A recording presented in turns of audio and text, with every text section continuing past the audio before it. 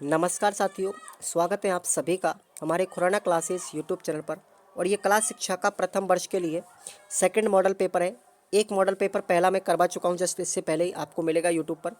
ये पेपर 30 अंकों का है, इसका पूर्णांक 30 नंबर का है। समय इसका 2 घंटा है। इस पेपर में पास होने के लिए आपको कम से कम 12 नंबर चाहिए। इससे अगर कम नंबर आप लोग लाओगे, देखो 30 अंकों का 40% निकालो, 12 नंबर कंपलसरी है। ठीक है भाई, तो आप लोग टेलीग्राम को ज्वाइन कर लो। टेलीग्राम पर आपके लिए अब रीड के लिए कोर्स यानी बैच स्टार्ट किया जाएगा इसी यूट्यूब पर, और नोट्स भी आपको टेलीग्राम पर मिल जाएंगे।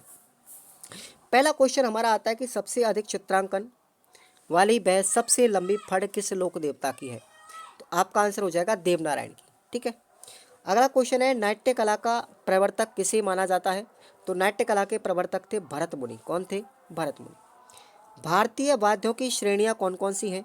तो आपको याद रखना है, भारतीय जो वाद्य यंत्र हैं उनकी 4 श्रेणियां। पहले है तत्वाद्य यंत्र, दूसरा है सुषिर वाद्य यंत्र, तीसरा प्रकार है अवनद्य वाद्य यंत्र, और चौथा है घन वाद्य यंत्र। ठीक है भाई, अगला क्वेश्चन देखिए नंबर 4।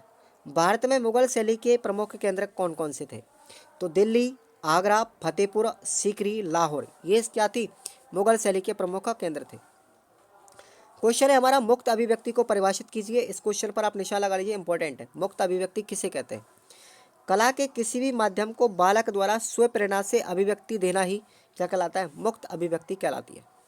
अरस्तु के अनुसार कला के कितने भेद हैं? छठवां क्वेश्चन है ये। तो 3 भेद हैं, याद रखना। पहला है ललित कला, दूसरा आचरण कला, और तीसरा है उपयोगी कला। ललित कला और उपयोगी कला में क्या अंतर है? इस प्रश्न को आप लोग जरूर पढ़ के जाएंगे। क्वेश्चन नंबर 7वां आता है सभ्यता एवं संस्कृति विभेद पर टिप्पणी लिखिए। ये दोनों में क्या अंतर है? क्रियाओं एवं प्रतिक्रियाओं के कारण नई नई संभावनाएं जन्म लेती हैं। संभावना सभ्यता एवं संस्कृति का विकास होता है, कला का नया रूप सामने आता है, नए नए मापदंड स्थापित होते हैं। फिर भी सभ्यता एवं संस्कृति में अंतर है। सभ्यता मानव के भौतिक विकास के साथ साथ परिवर्तित होती रहती है। यह अनुकरण पर आधारित प्रक्रिया है जो एक मनुष्य या समुदाय से दूसरे तक पहुंचती है। सभ्यता बौद्धिक उन्नति पर आधारित है। बौद्धिक उन्नति पर आधारित है। जो जो मनुष्य का भौतिक एवं मानसिक स्तर बढ़ता है उसी अनुपात में उसकी सभ्यता विकसित होती है, जबकि संस्कृति कैसी है? आत्मोन्नति का प्रतिफल है। अथवा में आपको क्वेश्चन याद रखना है, सृजन का क्या अर्थ है? स्पष्ट कीजिए। तो ये आपका यूनिट नंबर 1 का क्वेश्चन है, स्टार लगा लीजिए, आप लोग पढ़ के जाएंगे। नेक्स्ट हमारा क्वेश्चन आता है प्रारंभिक स्तर पर कला शिक्षा का क्या महत्व है? ठीक है भाई, तो देखेंगे कला शिक्षा बच्चों को संरचित पाठों की अपेक्षा अधिक सृजनात्मक तरीके से सीखने की अनुमति देता है। इसमें गलती होने का भय नहीं है। यहाँ उन्हें बिना भयभीत हुए, बिना इधर उधर के काम करने की स्वीकृति होती है।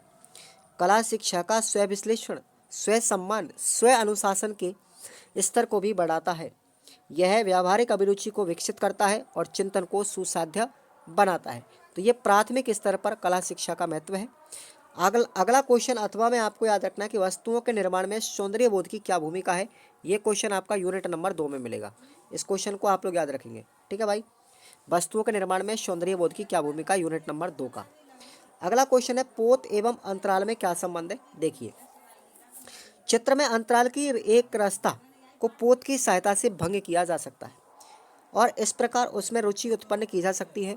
यदि 2 आकार परिमाप तथा रचना में एक समान है तो पोत द्वारा असंतुलन प्राप्त किया जा सकता है।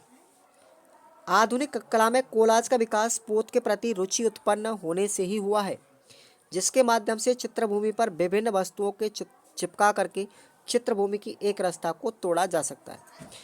पोत तथा अंतराल में परस्पर संबंध के कारण कला की अभिव्यक्ति को हम सार्थक रूप दे सकते हैं। क्लियर? अथवा में आपको क्वेश्चन याद रखना है, पेस्टल रंग क्या है? इसके प्रकार कौन कौन से हैं? वर्णन कीजिए। तो ये आपका यूनिट नंबर 3 में मिलेगा। नेक्स्ट क्वेश्चन है अपना 10वां, लोक संगीत से आप क्या समझते हैं? इसके महत्व को समझाइए। आदिकाल से ही मानव हृदय में प्रकृति एवं जीवन सौंदर्य के प्रति आकर्षण, अनुभूति उद्गार थे। उसके उल्लास भरे स्वरों, अस्पष्ट शब्दयुक्त स्फुटन में ही अंकुर फूटा, जिसने समाज की आवश्यकता व विकास के साथ साथ अपना पूर्ण रूप प्राप्त किया। किसी भी प्रदेश का लोक संगीत वहाँ की संस्कृति का अभिन्न अंग होता है। सामाजिक जीवन का कोई भी अनुष्ठान या लोकोत्सव लोक संगीत के बिना अधूरा रहता है। लोक संगीत के माध्यम से लोक परंपरा लंबे समय तक जीवित रहती है। विभिन्न प्रांतों की प्रादेशिक संस्कृति, भौगोलिक स्थिति, भाषा, बोलचाल आदि से जुड़े सभी रस भावों की संगीतपूर्ण अभिव्यक्ति लोक संगीत कहलाती है। अथवा में आपको क्वेश्चन याद रखना, वेरी वेरी इंपॉर्टेंट है। सप्तक किसे कहते हैं? स्टार लगा लो, 101% आएगा ये क्वेश्चन। सप्तक किसे कहते हैं? सप्तक के भेदों का वर्णन कीजिए। तो ये आपका यूनिट नंबर 4 में मिलेगा। अगला क्वेश्चन है, राजस्थान की चित्रशैली व उसकी उपशैलियों के नाम लिखिए। तो देखेंगे प्रमुख शैली हमारी जैसे मेवाड़, तो मेवाड़ की उपशैलियाँ उदयपुर, देवगढ़, चामंड, नाथद्वारा। उसके बाद दूसरी शैली है मुख्य मारवाड़, इसकी उपशैली देखो जोधपुर, बीकानेर, किशनगढ़, अजमेर, नागौर, जैसलमेर और सिरोही। उसके बाद हाड़ौती शैली है, हाड़ौती शैली की उपशैलियाँ है कोटा, बूंदी, झालावाड़ और दुगारी। ऐसे ही मेवाती शैली की बात करें तो अलवर, जयपुर, उनियारा और शेखावाटी इनकी उपशैलियाँ हैं। अथवा में आपको क्वेश्चन याद रखना है, बूंदी शैली व जयपुर शैली की विशेषता लिखिए। यूनिट नंबर 5 में आपको क्वेश्चन मिलेगा। बढ़ते हैं अगले 12वें क्वेश्चन पर। त्रिआयामी दृश्य कलाएं क्या है? इसमें कौन सी सामग्री का उपयोग किया जाता है? तो त्रिआयामी अर्थात 3 आयाम, लंबाई, चौड़ाई यानी मोटाई और गहराई। ये मान लो आप, लंबाई, चौड़ाई और मोटाई। मूर्ति के त्रिआयामी होने के कारण ही दर्शक शिल्प को सभी कोणों से देख सकता है। शिल्प निर्माण हेतु मूर्तिकार प्राचीन काल से ही अनेक माध्यमों को प्रयुक्त करता आया है, जिसमें मिट्टी, लकड़ी, पत्थर, लोहा, कांसा, सिरेमिक आदि प्रमुख हैं। वर्तमान में कलाकार सृजन के प्रयास से के साथ ही नवीन माध्यमों को प्रयुक्त करने हेतु प्रयासरत रहा है। फाइबर, कांच, सीमेंट, कंक्रीट, कपड़े, रस्सी, कागज आदि की अनुपयोगी सामग्रियों को माध्यम बनाकर भी शिल्पी शिल्प आकृतियों का सृजन कर लेता है। अथवा में क्वेश्चन याद रखना है, पेपर मैसी बनाने की विधि बहुत इंपॉर्टेंट है, याद रखेंगे 101% आपका एग्जाम में छपेगा। पेपर मैसी बनाने की विधि यूनिट नंबर 3 में मिल जाएगा ये। अब आते हैं हम 13वें क्वेश्चन पर। मुखौटा क्या है? इसको किस प्रकार बनाया जाता है? इसके महत्व लिखिए। तो मुखौटा देखो, नाटक कला में मुखौटे का बड़ा महत्व है। नाटकीय रंगमंच पर कई पात्र इस प्रकार के होते हैं जिन्हें साधारण मानव अपनी आकृति व वेशभूषा में प्रभावपूर्ण ढंग से प्रकट नहीं कर सकता। वैसे मनोरंजन के तौर पर छोटे बच्चों को हम मुखौटा लगा करके प्रसन्न करते हैं। मुखौटों से व्यक्ति जैसा भी चाहे अपना प्रदर्शन कर सकता है। मुखौटा बनाने की विधि देखिए। मुखौटा मुंह पर बांधे जाते हैं, अतः इनका आकार मुख के आकार के समान होता है। मुखौटे अधिकतर मिट्टी, कुट्टी या प्लास्टर और पेरिस के बनते हैं। अलग अलग मुखौटे के अलग अलग सांचे तैयार किए जाते हैं, फिर उनके माध्यम से अनेक मुखौटे बनाए जाते हैं। आजकल मुखौटे रबर और प्लास्टिक के ही बनाए जाते हैं। इन्हें बनाने के बाद इन्हें विभिन्न रंगों से सजाया जाता है। अब मुखौटों का महत्व देखिए। मुखौटे नाटक में पात्र अनुसार अभिनय करने के लिए आवश्यक है। मुखौटे लगाने से दर्शकों के दिल पर पात्र की वास्तविक रूपरेखा का प्रभाव पड़ता है। मुखौटे बालक के मनोरंजन के लिए आवश्यक है और कठपुतली की तरह मुखौटे लौकिक कथाओं के प्रदर्शन में भी आवश्यक होते हैं। अथवा में आपको क्वेश्चन याद रखना है, कावड़ चित्रण का मूल उद्देश्य क्या है? कावड़ चित्रण की विशेषता लिखिए। तो ये आपका यूनिट नंबर 3 में मिलेगा। क्वेश्चन सब याद करके जाएंगे। अब देखिए 14वें क्वेश्चन पर आते हैं। नाटक के मंचीय अंशों अर्थात प्रमुख अंशों का वर्णन कीजिए। अब मंचीय, अब मैं आपको बता दूं, नाटक के 2 अंश होते हैं मूल रूप से। कौन कौन से? एक तो होता है मंचीय अंश और दूसरा होता है नेपथ्य अंश। अब हम यहाँ पर मंचीय अंशों की बात करेंगे, ठीक है भाई। नेपथ्य अंश आप खुद पढ़ लेना। मंचीय अंश भी कई प्रकार के, जैसे पहला है अभिनय। नाट्य शास्त्र में मुख्यतः 4 तरह के अभिनय की बात की गई है: आंगिक, वाचिक, वस्त्र विन्यास और श्रृंगार। दूसरा है मंचीय अंश का प्रकार में चरित्र चित्रण। इसमें अभिनय के चारों ही पक्षों को विशेष रूप से ध्यान में रखा जाता है। जब हम किसी पात्र को अभिनीत करते हैं तो हमारे सामने कहानी, घटनाक्रम की पूरी जानकारी होनी चाहिए। पहले यह देखना होगा कि उस पात्र की शारीरिक बनावट कैसी है, छोटा है या बड़ा, कितने उम्र का है, कैसे बोलेगा, क्या सोचता है, आदि बातों को ध्यान में रखा जाता है। अपने किसी भी पात्र को आंगिक, वाचिक या आहार्य अभिनय द्वारा शोभित कर पूरे मनोवेग से निश्चित रसों और भावों का प्रदर्शन कर उस पात्र की जीवंतता प्रदान करना ही चरित्र चित्रण कहलाता है। तीसरा प्रकार है हाव भाव। भावों के बिना रस नहीं है और रस के बिना भावों का कोई महत्व नहीं है। अतः जब अभिनेता अपने हाव भाव को किसी पात्र को निश्चित पहचान देता है तो हम उसे उच्च कोटि का कलाकार मानते हैं। चौथा है हमारा संवाद। किसी भी नाटक में उसके संवाद यानी डायलॉग बेहद महत्वपूर्ण होते हैं। हर व्यक्ति विशेष के संवाद इस बात पर निर्भर करते हैं कि वो व्यक्ति क्या है, उसकी सामाजिक और सांस्कृतिक पृष्ठभूमि क्या है, उसकी उम्र क्या है। हमें संवाद लिखने से पहले देखना होगा कि बोलने वाले की उम्र क्या है। अब आपको अथवा में क्वेश्चन याद रखना है कि नाटक के नेपथ्य अंश कौन कौन से हैं। मैंने मंची अंश के बारे में पढ़ाया, आप खुद लोग अब इसको नेपथ्य अंश के बारे में बात करेंगे क्योंकि 2 प्रकार के होते हैं अंश। तो ये आपका यूनिट नंबर 4 में मिलेगा नेपथ्य अंश भाई, ठीक है।